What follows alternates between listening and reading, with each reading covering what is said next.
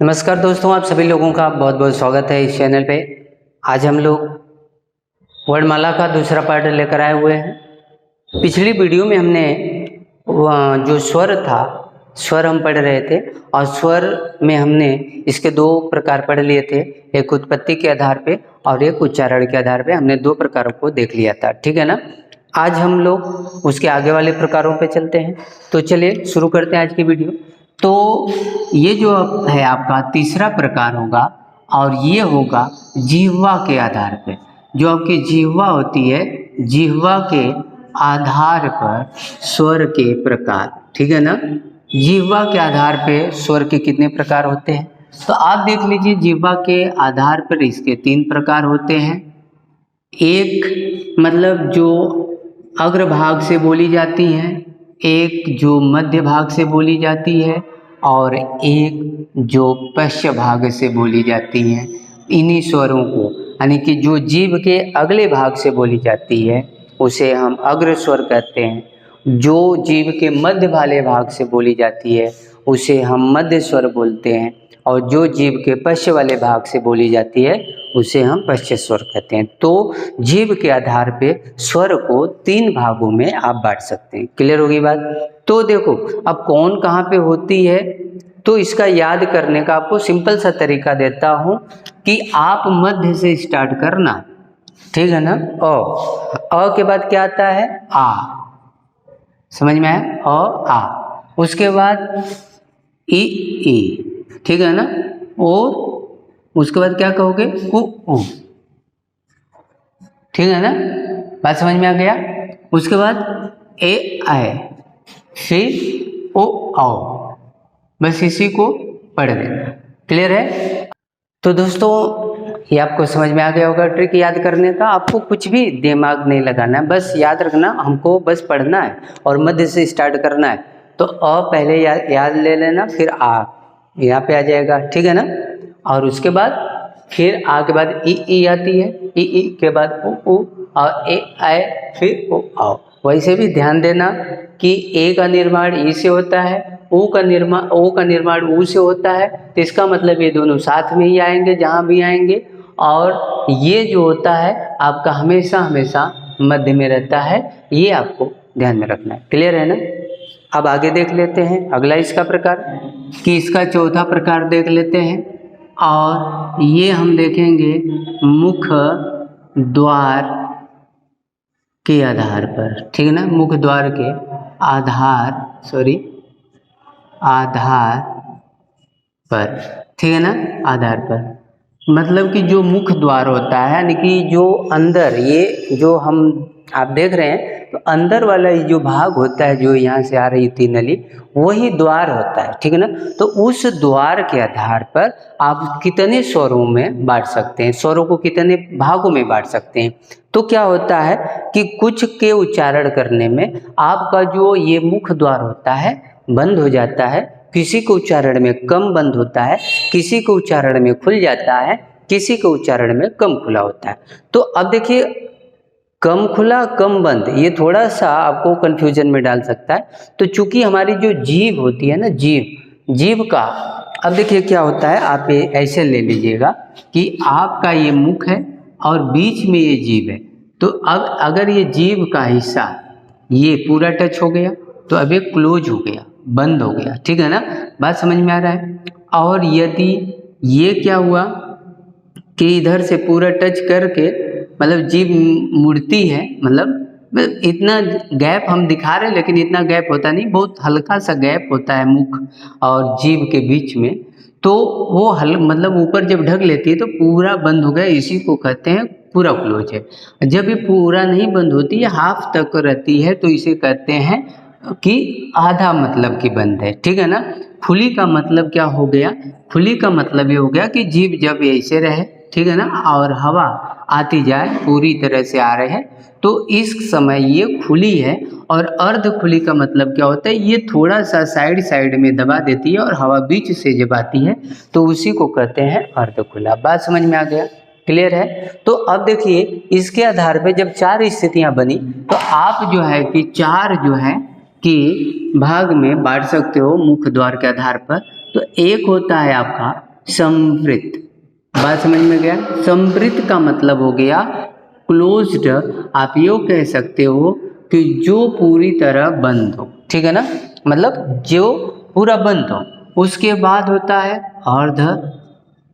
अर्ध समवृत्त, मतलब कि इस अर्ध समवृत्त का मतलब आधी खुली आधी बंद, ठीक है ना। उसके बाद होता है विवृत्त। विवृत्त मतलब आप समझ जाना ओपन मतलब खुला, ठीक है ना, जो मतलब पूरी खुली हो। और उसके बाद इसका हो जाता है अर्ध विवृत्त। बात समझ में आ गया?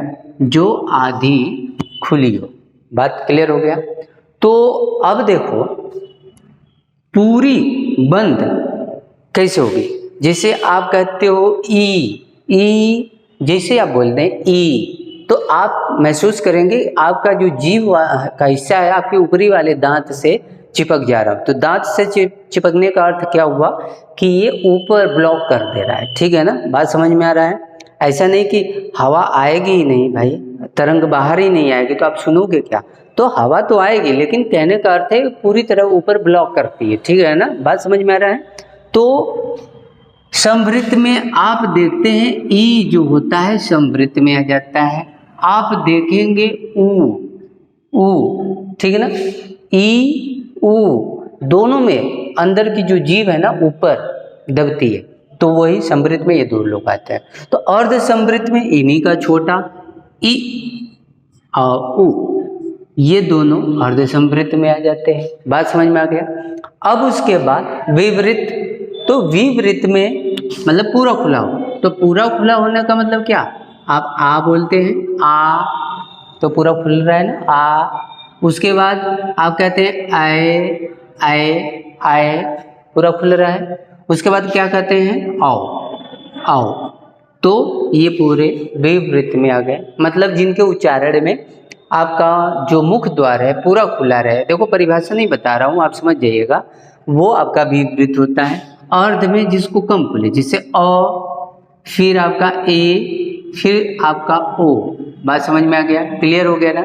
तो आप समझ लीजिए कि जिसके उच्चारण में मुख द्वार पूरा बंद रहता है वो आपका समवृत्त होता है, यानी ई और ऊ। जिसमें कम बंद होता है यानी कि कम पूरी तरह नहीं बंद होता, उसमें होता है ई और ओ। क्लियर होगी बातें? और जिनके उच्चारण में आपका मुख द्वार जो है कि पूरी तरह से खुला हो उसे आप कहते हैं विवृत्त स्वर। कौन? आ, ए, औ। क्लियर? उसके बाद अर्धवृत्त में जिसमें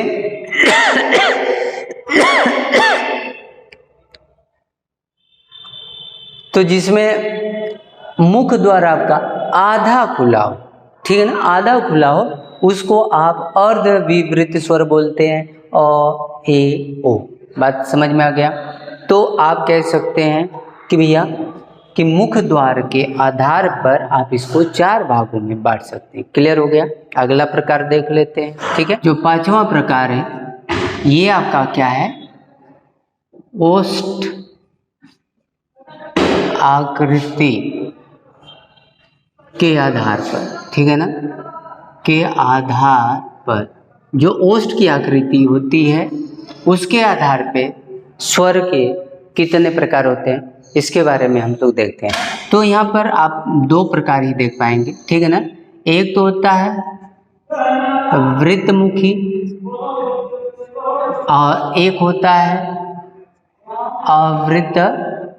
अवृत्तमुखी। कहने का अर्थ क्या हुआ? जिसके उच्चारण में आपका जो होठ होता है, ओष्ठ जो होता है वो गोल हो जाए, वृत्त जैसा हो जाए, ठीक है ना, तो वो जो स्वर होंगे उनको आप कहते हो वृत्तमुखी। और जिनके उच्चारण में आपका जो ओष्ठ है वो गोल नहीं होता, वृत्त जैसा नहीं होता है। देखो वृत्त मतलब गोला, ठीक है ना, तो वृत्त जैसा नहीं होता है वो अवृत्तमुखी होते हैं। आप देखो वृत्तमुखी में आप देखो ऊ कहते हो, ऊ है ना, अच्छा ओ है ना, जिसे कहते हैं औ कहते हो ना। तो इनके उच्चारण में आप देख रहे हैं ना कि आपका ओष्ठ जो है गोल हो गया। बात समझ में आ गया? क्लियर हो गई बातें? अब जब 4 इधर हो गए तो बाकी सब इसमें हो गए। क्लियर है? जैसे अ बोलेंगे, अ देखो मैं बोल रहा हूँ अ तो गोल हो रहा है? नहीं हो रहा है। जैसे कहा ओ हो गया ना, ऊ हो गया ना, क्लियर है? तो आ कहोगे उसमें नहीं होगा, ई नहीं होगा, ई नहीं होगा, री नहीं होगा। बात समझ में आ गया? ए नहीं होगा, ए नहीं होगा। बात समझ में आ गया? तो ये अवृत्तमुखी हो गए और ये आपका वृत्तमुखी हो गए। क्लियर हो गया?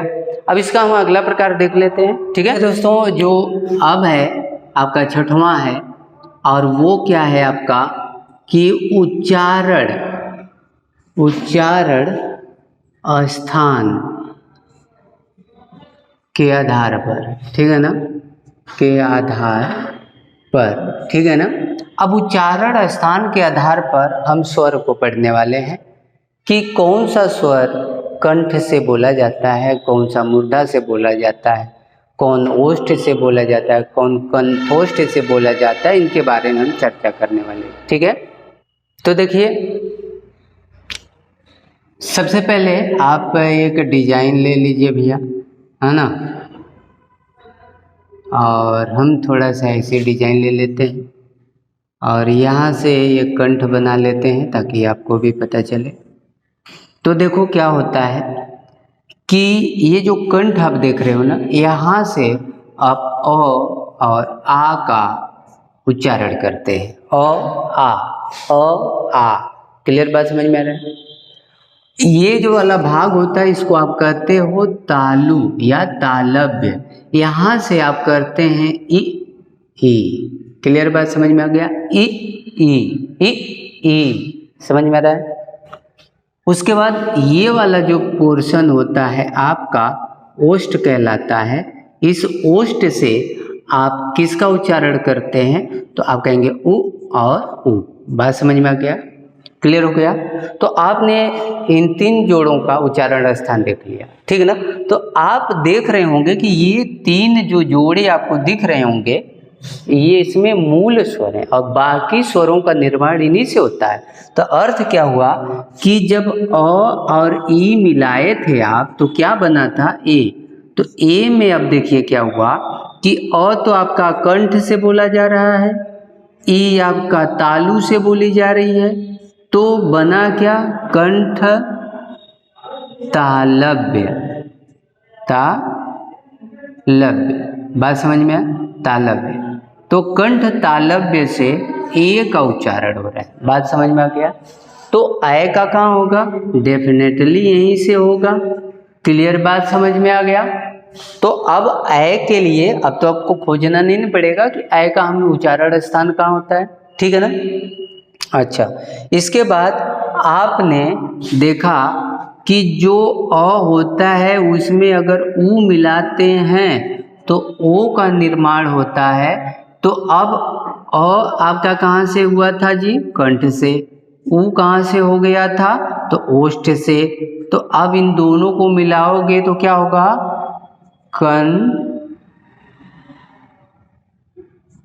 कंठोष्ठ। बात समझ में आ गया? तो कंठोष्ठ मतलब कंठोष्ठ से ओ का उच्चारण होता है और इसी का जो दीर्घ होता है औ, इसका भी उच्चारण आप कह सकते हैं कि कंठोष्ठ से होता है। क्लियर होगी बातें? समझ में आ गया यहाँ तक? ठीक है ना? क्लियर है दोस्तों? तो ये आपने देख लिया कि उच्चारण के आधार पर जो आपके मतलब स्वर होते हैं वो क्या होते हैं? कंठ स्वर होता है, तालव्य स्वर होते हैं, ओष्ठ स्वर होता है, या आप कह सकते हैं कंठ तालव्य होता है या कंठोष्ठ होता है, ठीक है ना। बात समझ में आ गया? ये आपके स्वर होते हैं, ठीक है ना। क्लियर बात समझ में क्या? री की बात आप करेंगे तो री भी तो तालु से ही बोली जाएगी क्योंकि ई री। बात समझ में? र ई री, तो री आपकी आ रही है ई में तो वो भी आपकी तालु से ही बोली जाएगी। तो यहाँ तक आपका समझ में आ गया होगा। हम अब इसका अगला प्रकार देख लेते हैं, ठीक है। देखिए दोस्तों, अब इसका जो हम अगला प्रकार पढ़ने वाले हैं वो आपका मुख और नाक, है ना, मुख और नाक के आधार पर, ठीक है ना, आधार पर। तो मीन्स क्या हुआ कि अब मुख और नाक के आधार का मतलब क्या हुआ कि जो हवा निकलती है हमारी बॉडी के अंदर से, तो वो नाक या मुंह से ही निकलती है।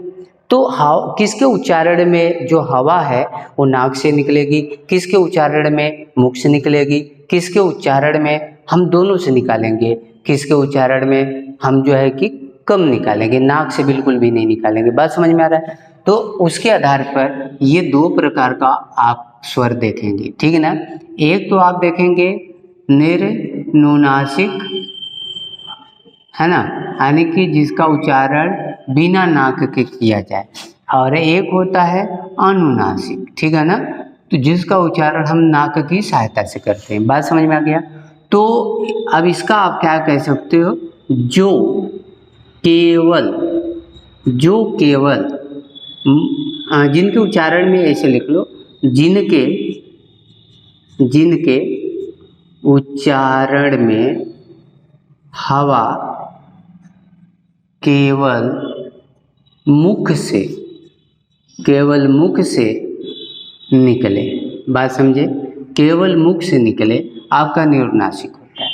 कहने का मतलब जो भी आप अ से ओ तक पढ़ रहे हैं, औ तक, ये सब के सब आपकी निर्नुनासिक है, ठीक है ना। तो अनुनासिक में क्या होगा, तो आप समझ ही गए भैया, जिसमें या जिनके उच्चारण में हवा मुख तथा नाक दोनों से निकले, बात समझिए, दोनों से निकले, उसे आप अनुनासिक कहते हैं, ठीक है ना। ऐसा नहीं है कि केवल नाक से हवा निकलेगी तो अनुनासिक कहेंगे। नाक से कोई अक्षर आप बोल पाएंगे?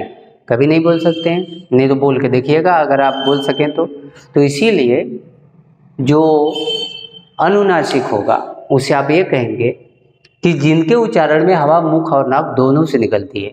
तो इसमें भी दो कैटेगरी आ जाती है, किसी में हवा जो है नाक से कम निकलती है और किसी के उच्चारण में हवा नाक से अधिक निकलती है। तो कौन कौन सी कैटेगरी होती हैं?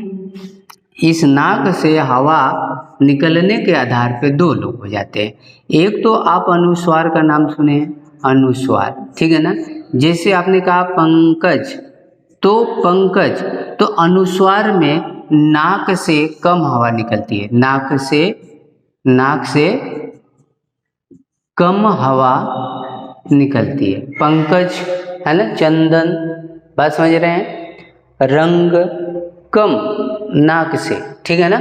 अब नाक से हवा निकल रही है, देखिए आप नाक बंद करके अगर आप पंकज बोलो, पंकज पंकज पंकज, कहाँ पर है, नहीं हो पा रहा है ना। कोई भी शब्द अनुस्वार होगा तो उसमें हवा नाक से आ रही है, ठीक है ना, लेकिन कम आ रही है। लेकिन जो आपने चंद्रबिंदु यानी कि पढ़ा है, चंद्रबिंदु, है ना, चंद्रबिंदु जो आप पढ़ा है, चंद्रबिंदी जिसे आप कहते हो, ये मतलब इसके उच्चारण में नाक से अधिक हवा निकालोगे। जैसे आप चांद कर लो, चांद, तो चांद, तो ज़्यादा हवा नाक से आ रही है, ठीक है ना, बात समझे। अब मुंह, क्या कहते हो, मुंह, ठीक है ना, क्लियर हो गया।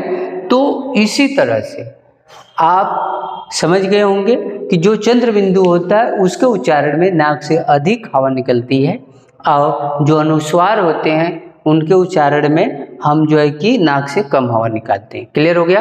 तो नाक और मुख के आधार पे आपने दो देखा, एक अनुनासिक देख लिया और एक निर्नुनासिक दिखा। निर में कोई भी स्वर में हवा सब मुंह से निकलेंगी, लेकिन अनुनासिक में मुख और नाक दोनों से निकलेंगी, और उस नाक में भी हवा दो तरह से आती है, एक में कम आती है, एक में अधिक आती है। तो जो कम वाला होता है अनुस्वार होता है, जो अधिक वाला होता है वो चंद्रबिंदु होता है, ठीक है ना। क्लियर हो गई बातें, डाउट नहीं रहना चाहिए, ठीक है ना। और एक लास्ट पॉइंट है बचा, उसे बता देते हैं। देखिए दोस्तों, क्या है लास्ट वाला, हमारा 8वां प्रकार हम पढ़ रहे हैं स्वर का, और इसमें आप घोष के आधार पे पढ़ोगे कि घोष के आधार आधार पर, ठीक है ना। तो अब देखो जो घोष होता है उसका मतलब क्या हुआ, घोष का मतलब होता है कंपन। तो कंपन के आधार पे आपको बताना है कि स्वर कितने प्रकार के होते हैं। तो अब देखिए क्या होता है कि स्वर सभी के सभी, ठीक है ना, जो घोष हमारा होता है तो या तो कंपन को ही घोष कर रहे हो, तो या तो कंपन होगा या तो नहीं होगा। तो आप याद रखिएगा कि स्वरों के उच्चारण में कंपन होता है, इसलिए घोष के आधार पर केवल एक प्रकार होता है और उसे आप कहते हो सघोष। मतलब कि सभी जो स्वर होती हैं, जो सभी स्वर होती है वो सब के सब सघोष होती है। बात समझ में आ गया, क्लियर है। अब आता है कि प्राण के आधार पर, ठीक है ना। तो प्राण का आधार क्या बनता है आपका, प्राण के आधार पर, तो प्राण के आधार का मतलब होता है वायु से होता है, ठीक है ना। प्राण का मतलब यहाँ क्या है, वायु, ठीक है ना। तो वायु का मतलब होगा वायु, वायु का मतलब क्या हो गया कि भाई देखिए क्या होता है कि ये हवा ही तो आ रही है अंदर बॉडी से, जो आप मतलब कि बोल रहे हैं, हम बोल रहे हैं, आपको सुनाई दे रहा है तो अंदर से हवा आ रही है। नहीं तो आप आगे हाथ रख के ऐसे बोलिएगा कुछ भी तो आपके हाथ पे कुछ हवा सी लगेगी, तो आपको फील हो जाएगा कि नहीं हम जब बोल रहे होते तो अंदर से हवा ही आ रही है, तो हवा ही प्राण कहलाती है। बात समझ में आ गया। तो अब ये प्राण के आधार पर हम अल्प या जो कि महाप्राण कहते हैं, ठीक है ना। जिसके उच्चारण में कम हवा की आवश्यकता होती है उसे हम अल्प प्राण कहते हैं, जिसके उच्चारण में अधिक हवा की आवश्यकता पड़ती है उसे हम महाप्राण कहते हैं। बात समझ में आ गया। तो सभी स्वर प्राण के आधार पर एक ही होती हैं और उसे आप कहते हो अल्प प्राण। मतलब भाई अल्प प्राण का मतलब है उसके उच्चारण में कम समय लगना। भाई ज़्यादा हवा दोगे ज़्यादा समय लगता है, बात समझे। और आपने कहा था कि मात्राएं को बोलने में सबसे कम समय लगता है, इसीलिए उनको स्वर कहा जाता है। बात समझ में आ रहा है। स्वर को सबसे कम समय लगता है उच्चारण में, व्यंजन को उससे ज़्यादा, क्योंकि व्यंजन के साथ स्वर मिला होता है तो उससे ज़्यादा समय लगेगा। तो वो महाप्राण में आते हैं, लेकिन सारे के सारे महाप्राण में नहीं आते हैं। बात समझ में आ रहा है। वो हम व्यंजन वाले पोर्शन में उसका डिस्कस करेंगे।